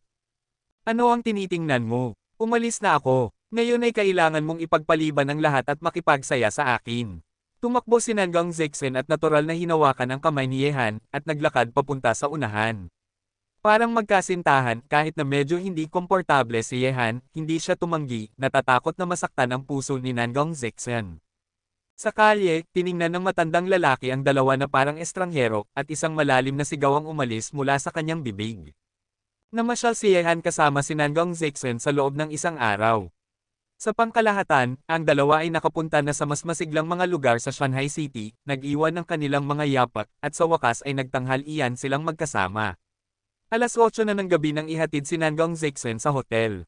Kabanata 247. Hindi humingi si Nangang Zeksen kay Yehan na samahan siya sa kanyang pag-alis bukas, ayaw niyang maranasan ang kalungkutan ng pamamaalam. Nag-uwi si Yehan mag-isa, ngunit nang dumaan siya sa villa ni Yan Lingzhao, napansin niyang may ilaw sa loob. Mukhang na-discharge si Yan Lingzhao mula sa ospital ngayon, at dahil nagdaos siya ng isang araw kasama si Nangang Zeksen, nakalimutan niya ito. Nang maisip ito, napangiti si Yehan, ang mga lalaki ay palaging hindi makatiis sa tukso, at sa harap ng isang babae tulad ni Nangang Zeksen, walang sino man ang makakapigil sa kanyang pang-akit. Pinindot ni Yehan ang doorbell ng villa ni Yan Lingzhao, at binuksan ito ni Chen Xiaotian. Katatapos lang ma-discharge ni Yan Lingzhao mula sa ospital, at hindi pa sila umaalis ni Wang Yulo. Brother Ye, nandito na kami. Pakiusap, pumasok ka. Masiglang inanyayahan ni Chen Xiaotian si Yehan na pumasok. Labis ang paghanga niya kay Yehan. Sa pagkakataong iyon, sa napakamapanganib na operasyon, maraming doktor ang walang magawa. Natapos ito sa loob ng kalahating oras ng walang panganib. Hindi lamang nailigtas ni Yehan si Yan Lingzhao, kundi pati na rin si Wang Yulo para kay Chen Xiaotian. Kung may nangyari kay Yan Lingzhao sa pagkakataong ito, sigurado si Chen Xiaotian na hindi magiging mapayapa si Wang Yulo sa buong buhay niya. Sumunod si Yehan kay Chen Xiaotian sa loob ng villa. Sa sandaling ito, ang dalawang kapatid na sina Yan Lingzhao at Wang Yulo ay nag-uusap sa sala, at paminsang umuusbong ang tawanan mula sa kanila. Nang makita si Yehan, ang lamang sa mga mata ni Yan Lingzhao ay nagliwanag, tumayo siya na may suporta mula kay Wang Yulo at sinabi, nandito ka. Okay, hindi pa ganap na gumagaling ang sugat mo, kaya huwag kang masyadong gumalaw, ipapakita ko sa iyo mamaya. Pinaupo ni Yehan si Yan Lingzhao, at umupo siya sa katapat na sofa. Ngayon, pinapanood ni Wang Yulo si Yehan. Nang dumating siya, hindi na siya kasing agresibo at matigas tulad ng dati. Sa kanyang pananaw, nararapat na makilala niya muli si Yehan. Habang nag-uusap si Yehan kay Yan Lingzhao, isang napaka-mature at magandang babae na nakasuot ng mahabang nightdress ang bumaba mula sa ikalawang palapag ng villa. Ang babaeng ito ay mahusay na naaalagaan, ang kanyang balat ay maputi at malambot, at mukhang parang mga kabataang babae na nasa 27 o 18, makikita na tiyak na siya ay naging maganda noong kanyang kabataan. Mom, bakit ka bumaba? Sigaw ni Yan Lingzhou nang makita ang magandang babae na bumababa mula sa ikalawang palapag, sina Wang Yulo at Chen Xiaotian ay sumigaw din. Umupo si Suyukin sa sofa sa tapat ni Yehan, at sinabi, sobrang ingay niyo dito sa ibaba, kaya kailangan kong bumaba para tingnan kung anong bisita ang dumating. Nang marinig ito, bahagyang namula si Yan Lingzhou. Bagamat hindi pa malinaw ang ugnayan nila ni Yehan, pareho silang may kasunduan. Kung sakaling mangyari, si Suyukin ay magiging hinaharap na biyenan ni Yehan. Ikaw ba si Yehan? Nagsimula ng tingnan ni Suyukin si Yehan. Ang kanyang anak na babae ay nasugatan at halos namatay, kaya bilang isang ina, natakot siya, kaya't iniwan niya ang kanyang negosyo sa Europa at Amerika at tumakbo patungong Shanghai City. Para sa batang henyo na doktor na nailigtas ang kanyang anak, si Suyukin ay nag-imbestiga ng lihim, kaya nakilala niya si Yehan sa isang sulyap. Oo, tita. Natural na sumagot si Yehan. Nakarinig ako na magaling ka sa medisina. Ikaw ay isang henyo na doktor. Salamat sa pagpayag mong iligtas ang anak ko. Patuloy na tiningnan ni Suyukin si Yehan na hindi umaalis ang kanyang mga mata. Tita, wala iyon. Magkaibigan kami ni Lingzhou. Tamang-tama lang na iligtas siya. Sa ilalim ng mga mata ni Suyukin, nakakaramdam si Yehan ng kaunting hindi komportable. Bakit ang mga mata ng magandang babae ay nagbigay sa kanya ng kakaibang pakiramdam? Kaibigan, anong uri ng kaibigan?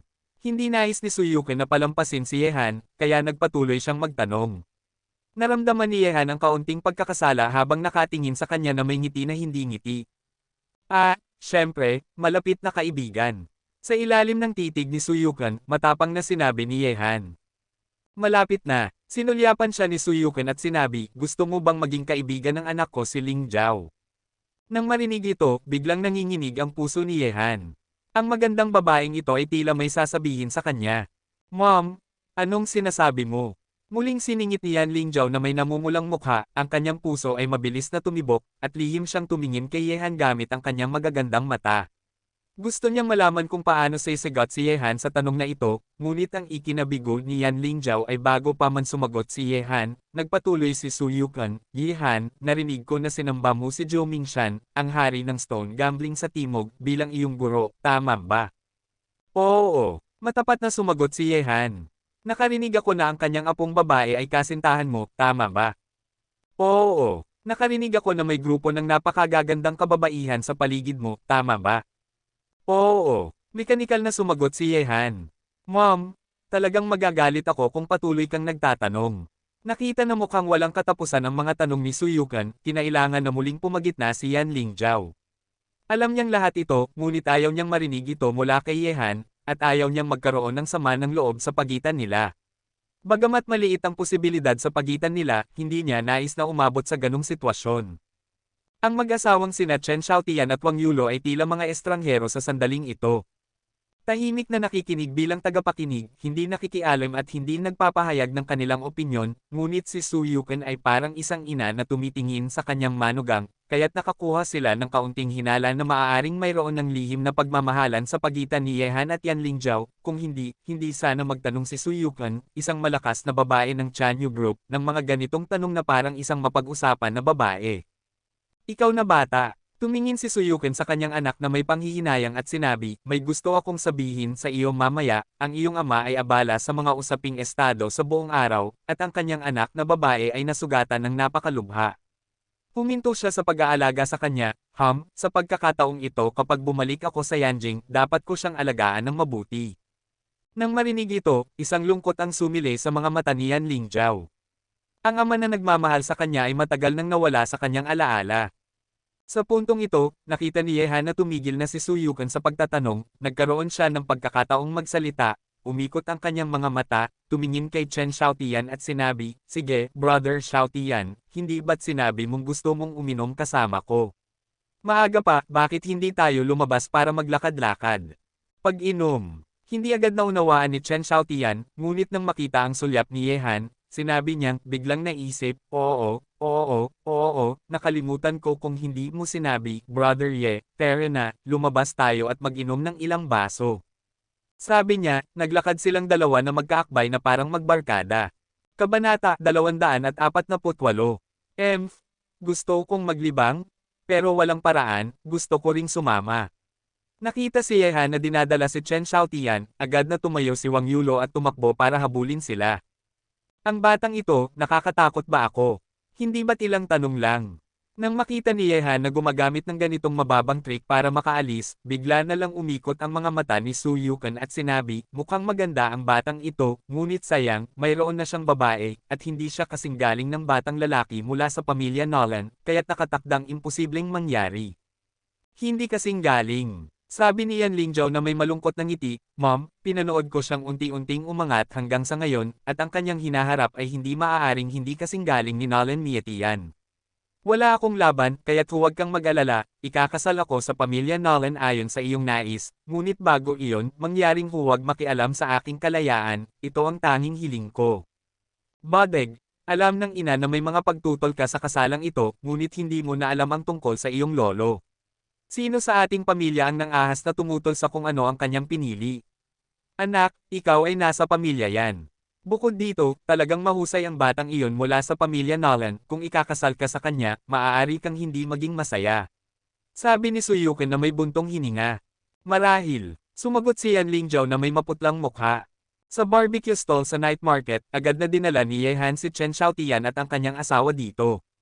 Kahit na ang pag-inom ay isang dahilan lamang para makaalis, dapat itong gawin. Brother Ye, hindi ko akalaing hindi lang ikaw magaling, kundi napakaganda rin ng iyong mga kasanayan sa medisina. Humahanga ako, humahanga. Okay, huwag na tayong magpakitang gilas, tawagin mo akong Hansi kung gusto mo. Ibuhos ni Yehan ang isang baso ng alak kay Chen Xiaotian. Sa palagay ko, hindi lang siya sa mga ito, kundi ang kanyang kakayahang makipag-date sa mga babae ay pambihira rin. Tumingin si Wang Yulo kay Yehan at nagsalita ng may kahulugan. Makikita ng sino man ang hitsura ni Yan Lingzhou kanina. Ang relasyon niya kay Yehan ay hindi ordinaryo, ngunit para mapalapit si Yan Lingzhou, ang anak na babae ng pamilya Yan, sa isang lalaki, talagang nagtataka si Wang Yulo kung paano ito nagawa ni Yehan. Alam mo, hindi nagliligay si Yan Lingzhou sa sino man sa Yanjing City. Posible bang mas magaling si Yehan kaysa sa taong iyon sa Yanjing City? Yulo, nagbigay si Chen Xiaotian ng isang angelic wink. Ang mga bagay na ito ay tahasang nauunawaan ng lahat, at medyo nakakahiya ang magsalita tungkol dito. Sasabihin ko sa iyo. Hindi bibigay si Wang Yulo sa sinabi ni Chen Xiaotian, tiningnan niya si Yehan at sinabi, Hey, ngayon ay nahulog na ang aking pinsan sa iyo, ano ang balak mong gawin tungkol dito? Uminom si Yehan ng isang baso ng alak, tumingin siya sa kanya at sinabi, ano ang gusto mong gawin ko? Kung may kakayahan ka, agawin mo ang aking pinsan dito. Ito ang unang pagkakataon kung makita siyang mahulog sa isang lalaki. Kung wala kang kakayahan, huwag mong pakialaman ang aking pinsan sa hinaharap, kung hindi, ikukulong kita. Malamig na sinigawan ni Yulo, muli niyang nailabas ang kanyang matigas na personalidad, hindi siya magiging isang lady anumang oras. Nagkunwari si Chen Xiaotian na umubo ng may madilim na mukha. Hindi ito pinansin ni Yehan, sa anumang kaso, naranasan na niya ang matigas na personalidad ni Wang Yulo, at sinabi, sige, mayroon na bang fiancé ang iyong pinsan? At hindi mo ba alam na mayroon na akong babae? Binigyan siya ni Wang Yulo ng isang mapaghimasok na tingin at sinabi, syempre, mayroong nakatakdang ikasal ang aking pinsan. Syempre, kung talagang may kakayahan ka, normal na magkaroon ng 3 asawa at 4 na kabit. Sa anumang kaso, marami akong nakita sa aming bilog. Oo, pero hindi mo kaya. Kung manggawas kang makahanap ng babae sa labas, ikukulong kita. Sabi nito, matinding nakatitig si Wang Yulo kay Chen Xiaotian. Nang marinig ito, nagbigay si Chen Xiaotian ng isang pilit na ngiti, normal lang para sa ibang mga lalaki na magkaroon ng 3 asawa at 4 na kabit, bakit hindi ako? Siyempre, sa isang malakas na asawa tulad ni Wang Yulo sa bahay, hindi na siya mangangahas na magkalat kahit na may lakas siya. Sa iyong sinabi, tila napakamakapangyarihan ng karibal sa pag-ibig na ito. Tanong ni Yehan ng mahinahon. Sa anumang kaso, mas malakas ito kaysa sa iyong inaasahan. Malalaman mo kung makikita mo siya. Ngunit kung talagang may kakayahan kang labanan siya, kung gayon, ako, si Wang Yulo, ay humahanga sa iyo. Baka maglaho ka na lang. Marahil, umurong si Yehan. Sobrang maaga pa upang pag-isipan ang mga bagay na ito ngayon. Itinutulak niya ang mga problemang nasa kanyang mga kamay. Lutisin muna ang mga ito. Ngunit para sa mag-asawang sina Chen Xiaotian at Wang Yulo, ang nakakatawang magkasintahan, interesado si Yehan kung paano sila nagkatulungan. Nang itanong ni Yehan ang katanungang ito, malinaw na nakita niyang ang mukha ni Wang Yulo ay namula na parang nascold ng kumukulong tubig. Labis siyang nagulat si Yehan. Ang matigas na babaeng ito ay minsang nahihiya. Hanzi, hindi mo alam? Noong araw? Noong araw. Habang nagsasalita, naramdaman ni Chen Xiaotian na medyo nahihiya. Chen Xiaotian? Kung manggahas kang magsalita, hindi ka na matutulog sa aking kama mamaya. Banta ni Wang Yulo na may namumulang mukha. Damn it, pinipigilan ko ito sa loob ng maraming taon, sasabihin ko na ito. Biglang uminom si Chen Xiaotian ng ilang baso ng alak, at sa lakas ng alak, nagiging mas matapang siya, at sinabi kay Yehan na parang ibinubuhos ang mapait na tubig. Matapos makinig, nakiramay si Yehan sa batang ito, nararamdaman niyang magiging mag-asawa sina Wang Yulo at Chen Xiaotian. Napag-alaman na si Wang Yulo, ang matigas na babae, ay nagdroga sa kanya noon. Sa huli, sinaktan siya at gusto siyang kasuhan ng panggagahasa.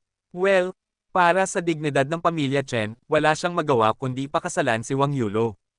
Siyempre, ang pagsasama ng mga Chen at Wang ay napakabuti para sa parehong pamilya, kaya't masayang sumang-ayon ang dalawang pamilya sa kasalang ito.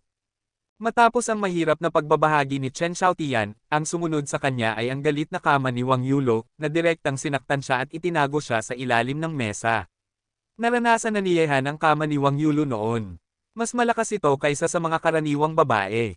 Kaya't ang huli ay ang resulta na ang mukha ni Chen Xiaotian ay namamaga na parang ulo ng baboy, at siya ay dinala pabalik ni Yehan, na lasing at nahihilo. Pagdating sa bahay, gising pa sina Ye Qing, Zhao Yuyo, at Xiao Qingcheng. Matapos makipag-chat sa kanila ng kaunti, umakyat si Yehan sa itaas ng gusali, dahil mula noong nangyari ang insidente noon, ang hitsura ni Xiao Qingcheng ay bagamat wala ng pagbabago mula noon, mas gusto pa rin niyang kumapit sa kanya at tawagin siyang kuya, ngunit ang kanyang mga mata ay halatang iba, kasing itim ng tinta, kasing lalim ng isang bangin, marahil ito ay dahil sa ilang mga sekwela ng pagkakataong iyon. Pagdating sa itaas ng gusali, hindi na nagulat si Yehan nang makita ang magulo na matandang lalaki.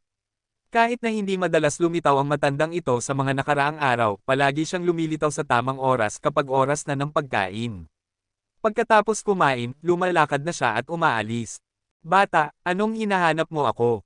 Nakahiga ang magulo na matandang lalaki sa gilid ng bubong, umiinom ng alak na dala niya, at tanong ng hindi lumilingon. Kabanata 249. Matandang lalaki, gaano kasigurado sa batang iyon? Hindi itinago ni Yehan ang kanyang intensyon, at direkta siyang nagsalita.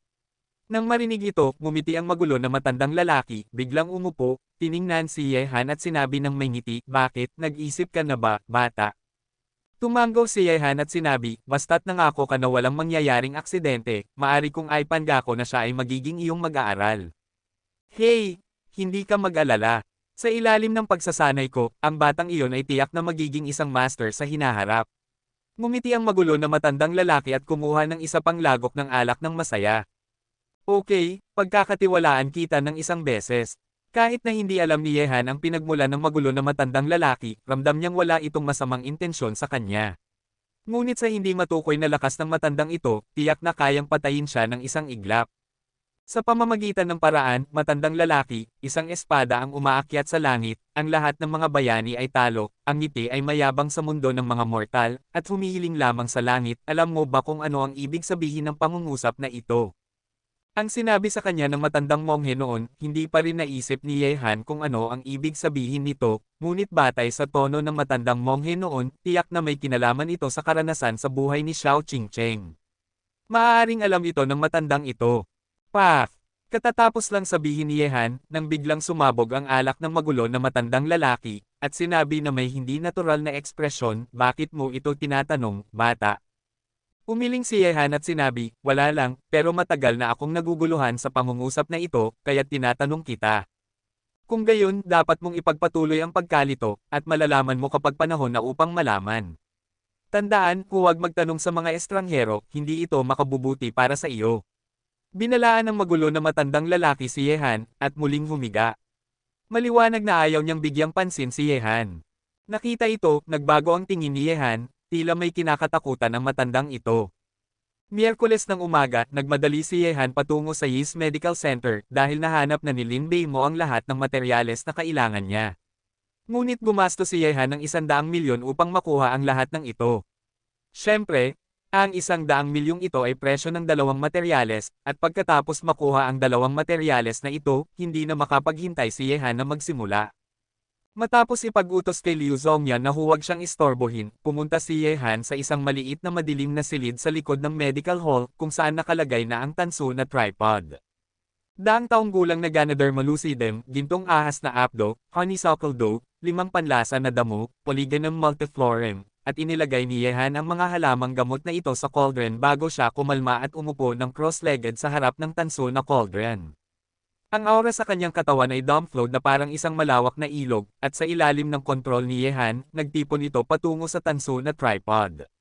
Sa ilalim ng kontrol ni Yehan, hindi nagtagal ay naramdaman niya ang pagbabago sa mga halamang gamot sa loob ng cauldron. Mayroong isang simula ng pagtunaw, at isang amoy ng gamot ang lumabas sa oras na ito, pinuno ang buong maliit na madilim na silid. Hindi nagpakasawa si Yehan. Ang pagtunaw ng mga halamang gamot ang unang hakbang. Ang pinakamahalagang bagay ay ang pag-neutralize ng mga halamang gamot na ito na may iba't ibang katangian, umangkop at sumipsip sa isa't isa, at sa wakas ay maging buo. Ang prosesong ito ay hindi isang bagay na maaaring gawin sa ilang minuto, o isang oras o dalawa, tatagal ito ng mahabang panahon. Unti-unting lumipas ang isang oras, at halos natunaw na ang mga halamang gamot sa cauldron, naging isang masa ng itim na likido, na may ilang mga bula na patuloy na sumasabog dito, parang isang pinaghalong itim na lugaw. Tiningnan ni Yehan ang sitwasyon sa loob ng cauldron. Ngayon, matapos ang ganap na pagtunaw, ang susunod na hakbang ay hayaan silang umangkop at sumipsip sa isa't isa. Ang prosesong ito ay mas mahirap kaysa sa pagtunaw dahil ang mga katangian ng mga halamang gamot na ito ay magkakaiba, at ang ilan sa mga katangian ay kahit na nag-aaway. Kaya't nakatuon si Yehan sa pagkontrol ng aura. Kung nais niyang pagsamahin ito, ang lakas ng pagkontrol ay hindi dapat masyadong maliit o masyadong malaki, kung hindi man, ang pagsasama ng mga halamang gamot na may iba't ibang katangian ay magdudulot ng pagsabog ng cauldron. Sa maliit na madilim na silid ng Yis Medical Center, nakatuon si Yehan sa sitwasyon sa loob ng alchemy cauldron. Natapos na ang pagtunaw, at ang susunod na hakbang ay ang pinakamahalagang hakbang sa alchemy. Ang mga halamang gamot sa tripod ay natural na magiging buo. Walang mga katulong, sa panahon ng prosesong ito, patuloy na pinagmamasdan ni Yehan ang sitwasyon sa loob ng alchemy gamit ang kanyang yin at yang na mga mata. Basta may anumang negatibong reaksyon sa mga halamang gamot sa loob, mawawalan siya ng halaga ang kanyang alchemy sa pagkakataong ito, at hindi siya maaaring maging pabaya sa lahat. Sa loob ng cauldron, ang itim na mga halamang gamot ay tila nalulusaw ng isang uri ng init na enerhiya, at isang bahagyang ulap ang tumataas mula dito. Sa ulap na ito, puno ng amoy ng gamot. Gaano katagal tumagal ang prosesong ito, hindi alam ni Yehan, ngunit sa ngayon ang kanyang isip ay ganap na nakatuon sa alchemy na ito, gamit ang espiritual na enerhiya sa isang mahabang panahon, nagdulot ito ng patuloy na pagdampi ng pawis sa kanyang mukha. Ganito, 1 oras, 2 oras, 3 oras. Sa loob ng isang buong araw at gabi, tahimik si Yehan sa ganitong alchemy. Ang ganitong mahabang panahon ng pagkonsumo ng espiritual na enerhiya ay nagdulot na ng kritikal na punto ng pagkarga ng kapangyarihan sa katawan ni Yehan. Ngunit hindi alam ni Yehan na hindi siya lumabas sa loob ng isang buong araw at gabi, na nagdulot ng pagkabahala sa lahat sa villa. Sa katunayan, hindi maaaring sisihin si Yehan sa bagay na ito. Ito ang kanyang unang alchemy, at hindi niya alam na tatagal ng ganitong katagal upang makagawa ng alchemy. Siyempre, si Yehan, na nakatuon sa alchemy, ay hindi alam na lumipas na ang isang buong araw at gabi. Matapos ang maraming pagtatanong, sa wakas ay natagpuan nina Yeching at ang iba na si Yehan ay nanatili sa Yis Medical Center ng isang buong araw at gabi nang hindi lumalabas, kaya sa puntong ito, ilang babae ang pumunta sa medical center upang bantayan siya, natatakot na makaranas siya ng anumang aksidente, kahit na ang magulong matandang lalaki ay tahimik na sumunod sa kanya mula sa likuran. Hey! Ang amoy ay ang lakas, ano ang ginagawa ng batang ito? Nang dumating ang magulong matandang lalaki, agad niyang naamoy ang kakaibang amoy, at sinundan ang amoy, sa wakas ay nakarating siya sa labas ng maliit na madilim na silid. Ang amoy na ito, ang amoy ng mga tunaw na halamang gamot.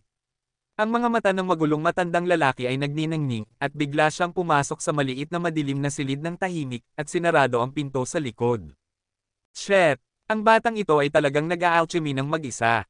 Ang magulong matandang lalaki ay tumingin kay Yehan na nakaupo ng cross-legged sa harap ng cauldron, at siya ay nagulat sa pagkabigla. Gayunpaman, ang sitwasyon ni Yehan sa oras na ito ay hindi kanais-nais. Ang mga halamang gamot sa cauldron ay hindi mapigilan ng matagal na nagdudulot sa kanya na hindi na makayanan pa dahil halos ubos na ang espiritual na enerhiya sa kanyang katawan. Talaga, hindi mo alam ang taas ng langit at lupa at gusto mong gumawa ng pil ng mag-isa ng walang guro. Akala mo ba ay madali lang ang paggawa ng pills? Nakaangat ang mga kilay ng magulong matandang lalaki habang tinitingnan ang sitwasyon sa cauldron. Agad, isang malalim na boses ang pumasok sa isip ni Yehan, ginaising siya mula sa estado na iyon. Bata, ang elixir mo ay umabot na sa kritikal na yugto, huwag mong pigilin ang kapangyarihan sa iyong katawan, kung hindi, mawawala ng halaga ang elixir mo. Kabanata 250. Nak, matandang lalaki, gaano kasigurado sa batang iyon? Hindi itinago ni Yehan ang kanyang intensyon at direkta siyang nagsalita. Nang marinig ito, ngumiti ang magulo na matandang lalaki, biglang umupo, tiningnan si Yehan at sinabi ng may ngiti, bakit, nag-isip ka na ba, bata? Tumanggaw si Yehan at sinabi, basta't nangako ka na walang mangyayaring aksidente, maari kong aipangako na siya ay magiging iyong mag-aaral. Hey, hindi ka mag-alala. Sa ilalim ng pagsasanay ko, ang batang iyon ay tiyak na magiging isang master sa hinaharap. Ngumiti ang magulo na matandang lalaki at kumuha ng isa pang lagok ng alak ng masaya. Okay, pagkakatiwalaan kita ng isang beses. Kahit na hindi alam ni Yehan ang pinagmula ng magulo na matandang lalaki, ramdam niyang wala itong masamang intensyon sa kanya. Ngunit sa hindi matukoy na lakas ng matandang ito, tiyak na kayang patayin siya ng isang iglap. Sa pamamagitan ng paraan, matandang lalaki, isang espada ang umaakyat sa langit, ang lahat ng mga bayani ay talo, ang ngiti ay mayabang sa mundo ng mga mortal, at humihiling lamang sa langit. Alam mo ba kung ano ang ibig sabihin ng pangungusap na ito? Ang sinabi sa kanya ng matandang monghe noon, hindi pa rin naisip ni Yehan kung ano ang ibig sabihin nito, ngunit batay sa tono ng matandang monghe noon, tiyak na may kinalaman ito sa karanasan sa buhay ni Xiao Qingcheng. Maaaring alam ito ng matandang ito. Pak! Katatapos lang sabihin ni Yehan, nang biglang sumabog ang alak ng magulo na matandang lalaki, at sinabi na may hindi natural na ekspresyon, bakit mo ito tinatanong, bata? Umiling si Yehan at sinabi, wala lang, pero matagal na akong naguguluhan sa pangungusap na ito, kaya't tinatanong kita. Kung gayon, dapat mong ipagpatuloy ang pagkalito, at malalaman mo kapag panahon na upang malaman. Tandaan, huwag magtanong sa mga estranghero, hindi ito makabubuti para sa iyo. Binalaan ng magulo na matandang lalaki si Yehan, at muling humiga. Maliwanag na ayaw niyang bigyang pansin si Yehan. Nakita ito, nagbago ang tingin ni Yehan, tila may kinakatakutan ang matandang ito. Miyerkules ng umaga, nagmadali si Yehan patungo sa Yis Medical Center dahil nahanap na ni Lin Beimo ang lahat ng materyales na kailangan niya. Ngunit gumasto si Yehan ng 100 milyon upang makuha ang lahat ng ito. Siyempre, ang 100 milyong ito ay presyo ng 2 materyales, at pagkatapos makuha ang 2 materyales na ito, hindi na makapaghintay si Yehan na magsimula. Matapos ipag-utos kay Liu Zongyan na huwag siyang istorbohin, pumunta si Yehan sa isang maliit na madilim na silid sa likod ng medical hall kung saan nakalagay na ang tanso na tripod. Daang taong gulang na Ganoderma lucidum, gintong ahas na apdo, honeysuckle dough, 5 panlasa na damo, Polygonum multiflorem, at inilagay ni Yehan ang mga halamang gamot na ito sa cauldron bago siya kumalma at umupo ng cross-legged sa harap ng tanso na cauldron. Ang aura sa kanyang katawan ay downflowed na parang isang malawak na ilog, at sa ilalim ng kontrol ni Yehan, nagtipon ito patungo sa tanso na tripod. Sa ilalim ng kontrol ni Yehan, hindi nagtagal ay naramdaman niya ang pagbabago sa mga halamang gamot sa loob ng cauldron.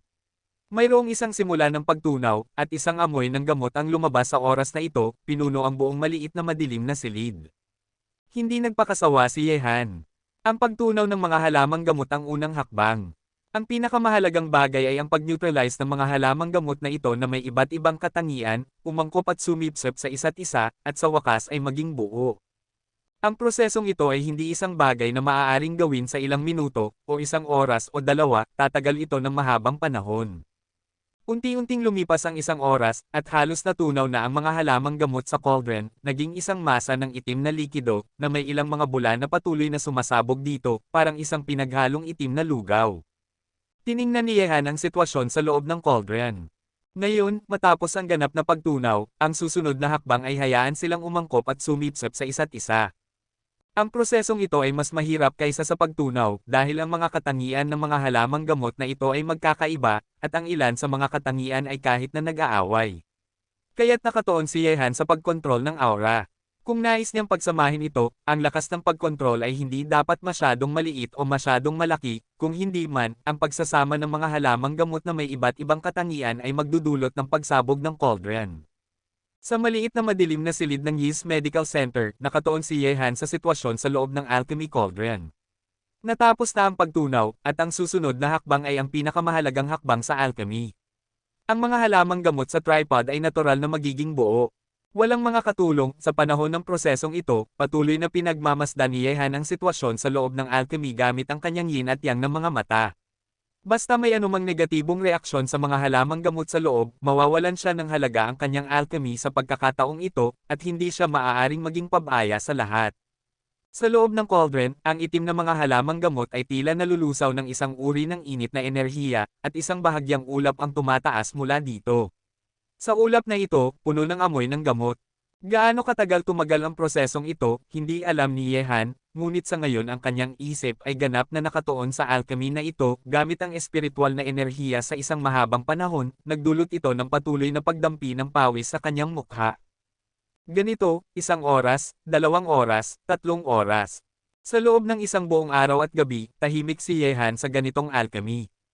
Ang ganitong mahabang panahon ng pagkonsumo ng espiritual na enerhiya ay nagdulot na ng kritikal na punto ng pagkarga ng kapangyarihan sa katawan ni Yehan. Ngunit hindi alam ni Yehan na hindi siya lumabas sa loob ng isang buong araw at gabi, na nagdulot ng pagkabahala sa lahat sa villa. Sa katunayan, hindi maaaring sisihin si Yehan sa bagay na ito. Ito ang kanyang unang alchemy, at hindi niya alam na tatagal ng ganitong katagal upang makagawa ng alchemy. Siyempre, si Yehan, na nakatuon sa alchemy, ay hindi alam na lumipas na ang isang buong araw at gabi. Matapos ang maraming pagtatanong, sa wakas ay natagpuan ni na Yeching at ang iba na si Yehan ay nanatili sa Yis Medical Center ng isang buong araw at gabi nang hindi lumalabas, kaya sa puntong ito, ilang babae ang pumunta sa medical center upang bantayan siya, natatakot na makaranas siya ng anumang aksidente, kahit na ang magulong matandang lalaki ay tahimik na sumunod sa kanya mula sa likuran. Hey! Ang amoy ay ang lakas, ano ang ginagawa ng batang ito? Nang dumating ang magulong matandang lalaki, agad niyang naamoy ang kakaibang amoy, at sinundan ang amoy, sa wakas ay nakarating siya sa labas ng maliit na madilim na silid. Ang amoy na ito, ang amoy ng mga tunaw na halamang gamot. Ang mga mata ng magulong matandang lalaki ay nagniningning, at bigla siyang pumasok sa maliit na madilim na silid ng tahimik, at sinarado ang pinto sa likod. Shit! Ang batang ito ay talagang nag-aalchemy ng mag-isa. Ang magulong matandang lalaki ay tumingin kay Yehan na nakaupo ng cross-legged sa harap ng cauldron, at siya ay nagulat sa pagkabigla. Gayunpaman, ang sitwasyon ni Yehan sa oras na ito ay hindi kanais-nais. Ang mga halamang gamot sa cauldron ay hindi mapigilan ng matagal, na nagdudulot sa kanya na hindi na makayanan pa, dahil halos ubos na ang espiritual na enerhiya sa kanyang katawan. Talaga, hindi mo alam ang taas ng langit at lupa, at gusto mong gumawa ng pil ng mag-isa ng walang guro. Akala mo ba ay madali lang ang paggawa ng pills? Nakaangat ang mga kilay ng magulong matandang lalaki habang tinitingnan ang sitwasyon sa cauldron. Agad, isang malalim na boses ang pumasok sa isip ni Yehan, ginaising siya mula sa estado na iyon. Bata, ang elixir mo ay umabot na sa kritikal na yugto, huwag mong pigilin ang kapangyarihan sa iyong katawan, kung hindi, mawawala ng halaga ang elixir mo.